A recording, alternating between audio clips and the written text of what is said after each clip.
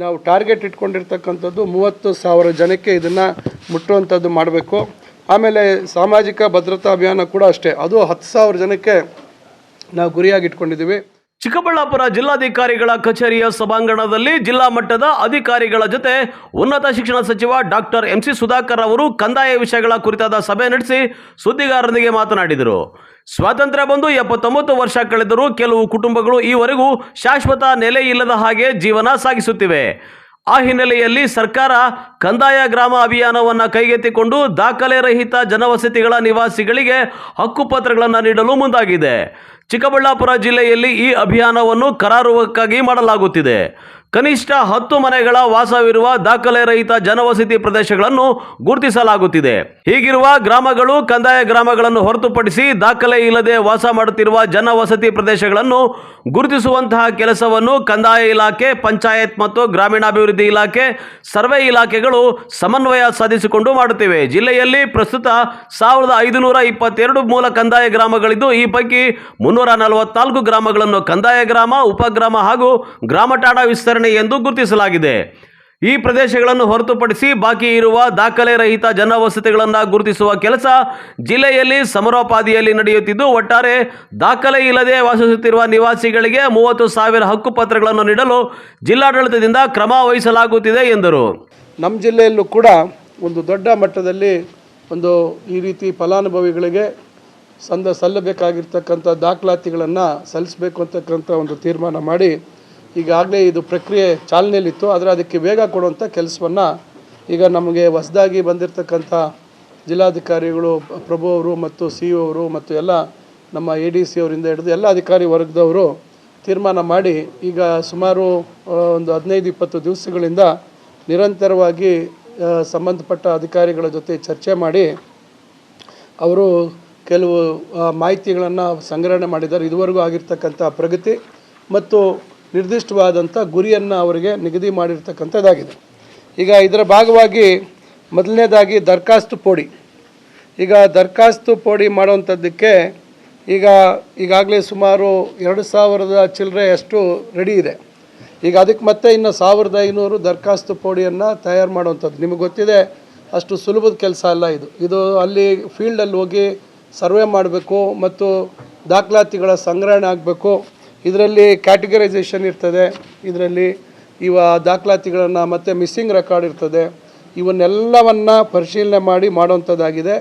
ಇವತ್ತು ರಾಜ್ಯದಲ್ಲಿ ಸುಮಾರು 11,000ಕ್ಕಿಂತ ಹೆಚ್ಚು ದರಖಾಸ್ತು ಪೋಡಿಯನ್ನು ಮಾಡಿರ್ತಕ್ಕಂಥದ್ದಾಗಿದೆ. ಅದರಲ್ಲಿ ಒಂದು ಪೈಲಟ್ ಬೇಸಿಸಲ್ಲಿ ಇದು ನಮ್ಮ ಹಾಸನದಲ್ಲಿ ಪ್ರಾರಂಭ ಆಗಿತ್ತು, ಅಲ್ಲಿ ಹೆಚ್ಚಾಗಿದೆ. ನಂತರ ಈಗ ನಮ್ಮ ಜಿಲ್ಲೆಯಲ್ಲೂ ಕೂಡ ದೊಡ್ಡ ಮಟ್ಟದಲ್ಲಿ ಆಗ್ತಾಯಿದೆ. ಈಗ ಇದನ್ನು ನಾವು ಸುಮಾರು 3,500 ದರಖಾಸ್ತು ಪೋಡಿಯನ್ನು ಮುಕ್ತಾಯ ಮಾಡಬೇಕು ಅಂತಕ್ಕಂಥದ್ದು. ಇದನ್ನು ರೈತರಿಗೆ ಅವರಿಗೆ ದಾಖಲಾತಿಯನ್ನು ಕೊಡುವಂಥದ್ದು 1 to 5 ಮತ್ತು 6 to 10 RTC ಎಲ್ಲ ಪೂರ್ತಿ ಎಲ್ಲ ದಾಖಲಾತಿಗಳನ್ನು ಕೊಡುವಂಥದ್ದಕ್ಕೆ ನಾವು ಮಾಡ್ತಾಯಿದ್ದೀವಿ ಆಗಬೇಕು ಅಂತಕ್ಕಂಥದ್ದು. ಇದರಲ್ಲಿ ಬಹುಶಃ ಮುಂದಿನ ದಿನಗಳಲ್ಲಿ 30,000 ಜನಕ್ಕೆ ಇದನ್ನು ಹಕ್ಕುಪತ್ರಗಳನ್ನು ಕೊಡುವಂಥದ್ದಕ್ಕೆ ನಿಗದಿ ಮಾಡಿದ್ದೀವಿ. ಈಗ ಏನೀಗ ಆಗಿದೆ, ಈಗ ಆಗಿರ್ತಕ್ಕಂಥದ್ದು ಬೇರೆ. ಆದರೆ ನಾವು ಟಾರ್ಗೆಟ್ ಇಟ್ಕೊಂಡಿರ್ತಕ್ಕಂಥದ್ದು 30,000 ಜನಕ್ಕೆ ಇದನ್ನು ಮುಟ್ಟುವಂಥದ್ದು ಮಾಡಬೇಕು. ಆಮೇಲೆ ಸಾಮಾಜಿಕ ಭದ್ರತಾ ಅಭಿಯಾನ ಕೂಡ ಅಷ್ಟೇ, ಅದು 10,000 ಜನಕ್ಕೆ ನಾವು ಗುರಿಯಾಗಿ ಇಟ್ಕೊಂಡಿದ್ದೀವಿ. ಅವರೆಲ್ಲರಿಗೂ ಇದನ್ನು ಮುಟ್ಟಿಸುವಂಥದ್ದಾಗಬೇಕು. ಮತ್ತು ಈಗ ಏನು ನಮ್ಮ ಡಿಜಿಟಲೈಸೇಷನ್ ಏನು ಮಾಡ್ತಾಯಿದ್ದೀವಿ, ಏನು ಸ್ಕ್ಯಾನ್ ಮಾಡಿ ಮಾಡುವಂಥದ್ದು, ಈಗಾಗಲೇ 1.95 ಕೋಟಿ ಅಂದರೆ 1,95,00,000 ಇವತ್ತು ಸ್ಕ್ಯಾನಿಂಗ್ ಆಗಿದೆ. ಏನು ಹಾಳೆಗಳು, ಶೀಟ್ಸು ಸ್ಕ್ಯಾನಿಂಗ್ ಆಗಿದೆ. ಈಗ ಅದು ABC ಕ್ಯಾಟಗರಿ ಅಂತ ಮಾಡಿದ್ದೀವಿ. ಏನು ಇವತ್ತು 30 ವರ್ಷಕ್ಕಿಂತ ಮೇಲೆ ಇರ್ತಕ್ಕಂಥದ್ದು, 15 ವರ್ಷಕ್ಕಿಂತ ಕಮ್ಮಿ ಏನೋ ದಾಖಲಾತಿಗಳಿರ್ತಕ್ಕಂಥದ್ದು, ಈ ರೀತಿ ಎಲ್ಲ ಮಾಡಿರ್ತಕ್ಕಂಥದ್ದಿದೆ. ಈಗಾಗಲೇ ಅದರಲ್ಲಿ 2 ಲಕ್ಷ ದಾಖಲಾತಿಗಳು ಆನ್ಲೈನಲ್ಲಿ ಪಡಿಬೋದು. ಆನ್ಲೈನಲ್ಲಿ ಅವರು ಹಣ ಪಾವತಿ ಮಾಡಿ, ಅವರು UPI ಮುಖಾಂತರ ಪಾವತಿ ಮಾಡಿ ನೇರವಾಗಿ ದಾಖಲಾತಿಗಳನ್ನು, ಸ್ಕ್ಯಾನ್ ಆಗಿರೋಂಥ ದಾಖಲಾತಿಗಳನ್ನು ಪಡೆಯುವಂಥದ್ದು ಮಾಡ್ತಾಯಿದ್ದೀವಿ. ಈ ರೀತಿ ಇವೆಲ್ಲ ಮುಂದಿನ ದಿನಗಳಲ್ಲಿ ಕೂಡ ಒಂದು ದೊಡ್ಡ ಮಟ್ಟದಲ್ಲಿ ಈ ದೊಡ್ಡ ಒಂದು ಗುರಿಯನ್ನು ಇಟ್ಕೊಂಡು ನಾವು ಇದನ್ನು ಜನರಿಗೆ ಅವರ ಮನೆ ಬಾಗಿಲಿಗೆ ಕೆಲವು ಈ ಕಾರ್ಯಕ್ರಮಗಳನ್ನು ಕೊಂಡೊಯ್ಯಬೇಕು ಅಂತಕ್ಕಂಥದ್ದು ಇಟ್ಕೊಂಡು ಮಾಡ್ತಾಯಿದ್ದೀವಿ. ಇದರ ಜೊತೆಯಲ್ಲಿ ಈಗ ಮುಂದಿನ ದಿನಗಳಲ್ಲಿ ಈಗ ತಮಗೆ ಗೊತ್ತಿದೆ, ದೊಡ್ಡ ಮಟ್ಟದಲ್ಲಿ ನಮ್ಮ ಜಿಲ್ಲೆಯಲ್ಲಿ KIDB Karnataka industrial area development ಬೋರ್ಡಲ್ಲಿ ಸುಮಾರು ನಾನು ಮೊನ್ನೆ ಹೇಳಿದೆ, ನಾನು ಭಾಷಣ ಮಾಡುವಂಥ ಸಂದರ್ಭದಲ್ಲಿ ಸುಮಾರು 8,000ಕ್ಕಿಂತ ಹೆಚ್ಚು ಎಕರೆಗಳ ಭೂಮಿಯನ್ನು ನಾವು ಗುರುತಿಸಿದ್ದೀವಿ. ಈಗಾಗಲೇ ವಿವಿಧ ಹಂತಗಳಲ್ಲಿ ಅಭಿವೃದ್ಧಿ ಆಗಿರ್ತಕ್ಕಂಥದ್ದಿದೆ, ಮುಂದೆ ಆಗುವಂಥದ್ದಿದೆ. ಅದರ ಒಂದು ಪ್ರಗತಿಯನ್ನು ಕೂಡ ಮುಂದಿನ ದಿನಗಳಲ್ಲಿ ವೇಗ ಕೊಡುವಂಥದ್ದು ಮಾಡ್ತೀವಿ. ಆಮೇಲೆ ನಗರಾಭಿವೃದ್ಧಿ ಒಂದು ಇಲಾಖೆಗೆ ಸಂಬಂಧಪಟ್ಟಂತೆ ಈಗ ಯೋಜನೆಗಳು, ಈಗ ನಮಗೆ ನಗರಾಭಿವೃದ್ಧಿ ಮತ್ತು ಗ್ರಾಮೀಣಾಭಿವೃದ್ಧಿ ಇಲಾಖೆಗೆ ಈಗ ಮೊನ್ನೆ ಕೃಷ್ಣ ಬೈರೇಗೌಡರ ಒಂದು ಅವರ ಒಂದು ಕಚೇರಿಯಲ್ಲಿ ಸಭೆ ಕರೆದಿದ್ರು.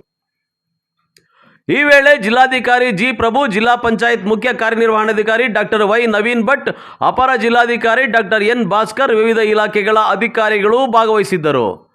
ಕ್ಯಾಮರಾ ಪರ್ಸನ್ ಪ್ರವೀಣ್ ಜೊತೆ ಕಳವಾರ ಅರುಣ್, MMTV ನ್ಯೂಸ್, ಚಿಕ್ಕಬಳ್ಳಾಪುರ.